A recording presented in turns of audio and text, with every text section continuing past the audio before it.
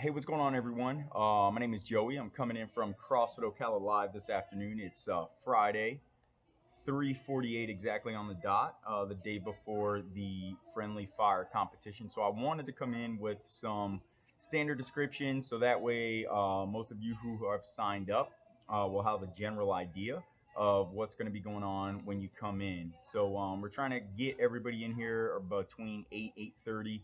Closer to 8 would be better for registration. That way we can do any question and answers about any of the WOD standards of movement. I'd just like to thank everybody who signed up to participate.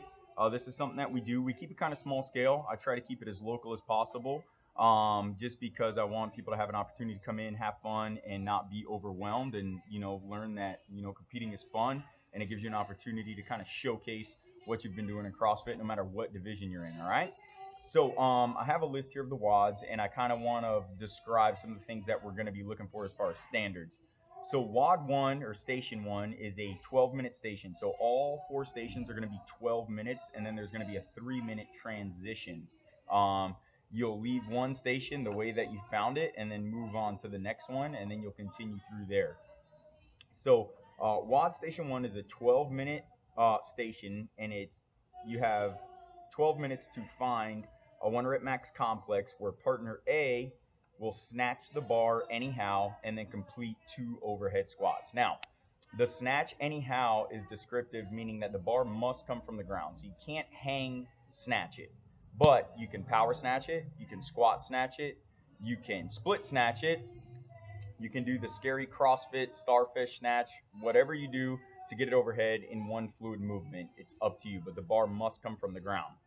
After the bar is overhead, you must complete 2 overhead squats. Obviously, the standard that we're looking for is the hip crease down below the top of the knee. We'll have obviously a judge to watch you there and make sure before you drop your bar after your second rep that you get the thumbs up from your judge, so that way there's no discrepancies and you don't have to worry about anything when it comes to that. All right. The second partner must find a complex of 1 clean anyhow. Again, the bar is going to come from the ground.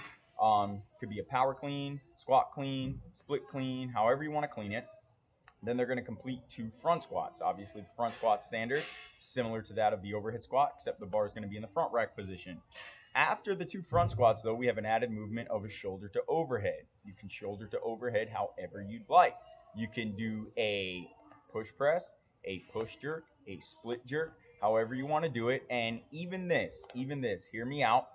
If you could get the bar to your back and you want to do some sort of back rack jerk or push press, you're welcome to do that as well, as long as it goes from shoulder to overhead. Your score is going to be the total weight of the maximum lift of each athlete. There's no rotation. You can hop in and out. One person doesn't have to finish the snatch before the person doing the cleans comes in. You could literally stand there and go back and forth as long as you want.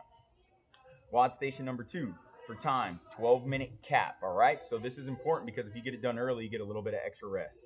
30, 20, 10 of a calorie row, a sit up, and then burpees. All right. That's for the scaled division. The RX is a calorie row, a GHD sit up, and a burpee over the rower.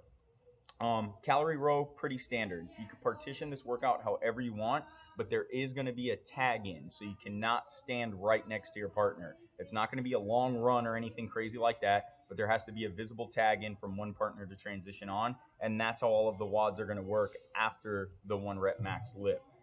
A sit up, what we're looking for is we need the shoulders and the hands to make contact with the ground behind us. We will use an ab mat, shoulders and hands to the ground behind us, and then as we come up, the shoulders need to pass 90 degrees. All right.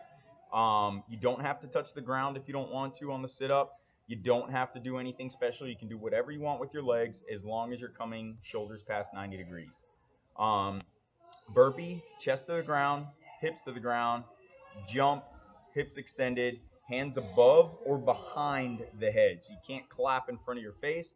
It has to be above or behind your head. Now for the RX, the calorie row remains the same. A GHD sit-up. What we look for is we look for one hand to touch the ground and one hand to touch the pad where your foot is. Typically for the women, we'll put something behind you. So we'll probably put a plate of some sort to come down that you would touch, and then as you come up, touch the pad. Whatever hand you use, totally up to you. It doesn't matter one way or the other. You can switch hands.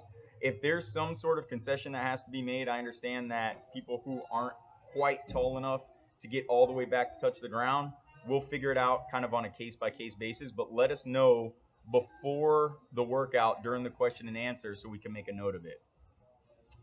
WOD Station 3 is a 12-minute AMRAP. Again, partition however you want. There will be a tag in and tag out, similar to that of the WOD before, but again, it's not going to be long. Scale, 24 singles, pretty simple. You do 24 jump ropes. 12 shoulder overheads at 75 or 55 pounds.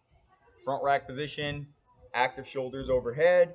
Make sure that your hips and knees, everything's active and the weight is sitting where it's supposed to sit.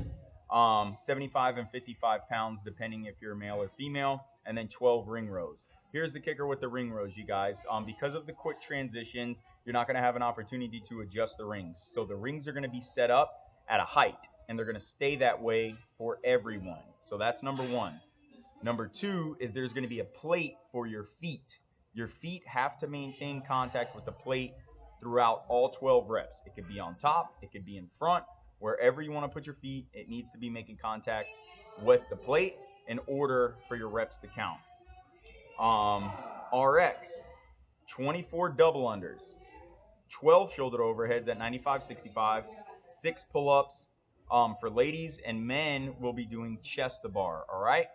What we're looking for a chest to bar is anything below the collarbone. It doesn't have to be exaggerated way down here. As long as your collarbone or below makes contact with the bar, good rep. Your chest does need to hit the bar, and for the ladies, your chin needs to be visibly higher than the bar. You don't have to get it all the way up to your neck, but we want to see that your chin is actually higher than the 'Alright? WOD Station 4. This is the one that has 2 mini AMRAPs.